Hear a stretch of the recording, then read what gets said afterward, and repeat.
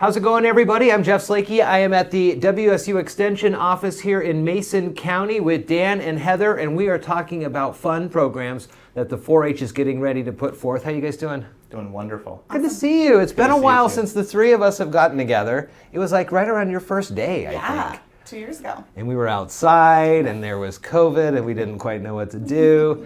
Well, how have you been? How's the position been? It's going great. I really love it. The community has really welcomed me, and we've gotten to do a lot of really fun things now that we're meeting in person and everyone's coming back together. So it's been really great. And it's a great time to connect again because October's 4-H month. Yep. And so you're getting ready to push forth all the new things that are out there for folks. What's new? What do we got? We are launching our new 4-H year October 1st is when we start, and we're going to celebrate it with a bingo afternoon. I like it. So we have our bingo day scheduled from 2 to 5 up at Public Works, top of the hill in Shelton.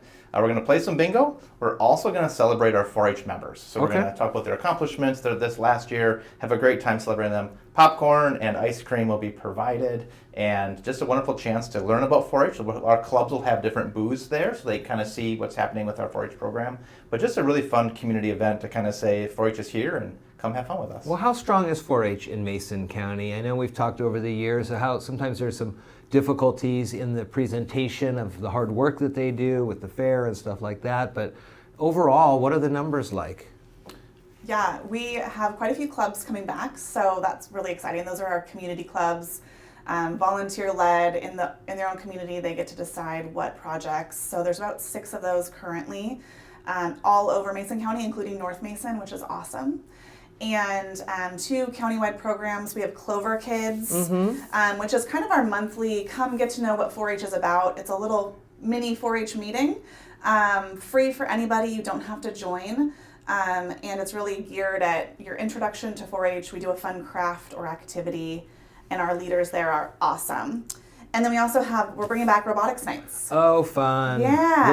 Robotics has always been so big in the county. Absolutely. The high school has a hugely strong program, and this is just an exciting way, especially with STEM and the coding that's getting out there now for folks. So this is at Memorial Hall. That's another great location. Yep. And that location might change. We're there, but it might go to the library. We're still up in the air, but obviously our website is going to be the best spot to check out for all that. But yeah, these programs are coming back now with the new start of the 4-H year. Yeah. Our numbers are rebounding, which is wonderful. Post-COVID, our numbers are coming back. We held our summer camp this last summer. Over 100 kids came to that camp, so we were full, which is fantastic. 30 youth counselors as well. Oh my gosh. So, Yeah.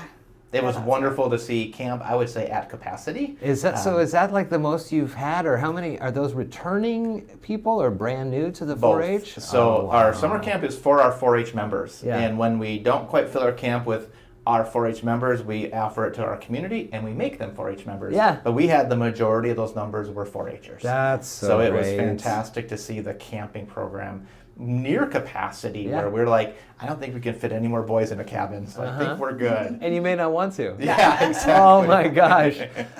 This past summer, some of my nieces went off to camp for their first time, and it's such an experience, such a memorable time for them. I got to experience it where my daughter was a camp counselor and my son was a camper. Oh wow. So I got to see both sides of the coin. Yeah. It was awesome. And Heather's kids were campers as well. Yeah, they were 8th graders, so they were like counselors in training, and they are just pumped up, planning their entire summer around becoming counselors, hopefully this next year. So it's really a neat, like, traditional summer camp. Like, what you think of as summer camp is what you get to experience, which I really appreciate. Yeah. It's a lot of fun. My dad grew up doing 4-H and Rec Lab down in California, and so he's a big time supporter of the 4-H programs. And the camp's out at Panhandle. It is. And there's the big Halloween thing that's happening. Let's talk about this one.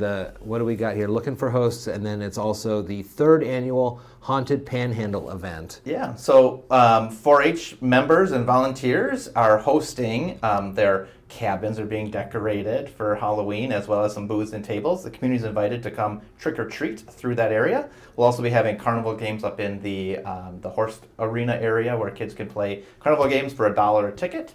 And it's a fundraiser for Panhandle, but usually between 300 and 400 youth are wandering through. It's a wonderful event to kind of reconnect once 4-H started, but what a fun activity. The volunteers go all out with smoke machines, and it's some scary, but it's very family friendly. Okay. So it is a lot of fun. It's a lot to see the little kids decorating, walking around, and it's a very, very fun family event. What are some of the things that you hear from parents or adult figures in these kids' lives about how they've changed after being in 4-H? What are some of those stories? Yeah, I think through camp this year, I got a lot of that feedback. I had a couple parents come in and meet with me, and they were concerned that their kid had never done camp, and they were a little shy and didn't make friends as easily as they would like. And so I sent them an update after day one with a photo of their kid and around all their friends, and they were very pleased to see that. And then since then, I've gotten a couple phone calls like, my kid can't stop talking about it. He is a totally different person.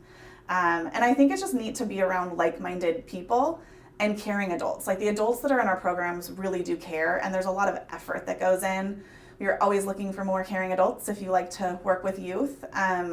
But it's really neat. It's neat to see kids develop new skills. So, it's things that they don't get taught in school or might not have the chance to at home, we can kind of help provide and figure out kind of where their interests are at. There's a lot of learning that happens in those bunks. Yes, I mean, absolutely. The way that kids interact with each other, especially, I grew up as a only child. I was an only child. And so going into a group setting like that, you really learn a lot fast. That is very cool. I know we had an experience with a family at fair where the child was big into goats one year, didn't really enjoy goats anymore, and then they got a cat. And it was like the parents went all in with the cat. Yeah. So just really supporting that child with what their interests are to learn about the project, and those projects change. And that's the best part about 4-H is you get to explore with your child with where they're at. And they get to learn what they like and don't like, but all through that they're surrounded by caring adults, helping them communicate better, make plans together, things like that. So we'll talk about the adult portion of that, the caring adults. What do you look for? What are the time commitments? Yeah. How can someone jump in on that? So we'll take anyone that wants to try. Sure. Anyone that's got a passion to help other people. If you can give us an hour a week, an hour a month, we'll work with you.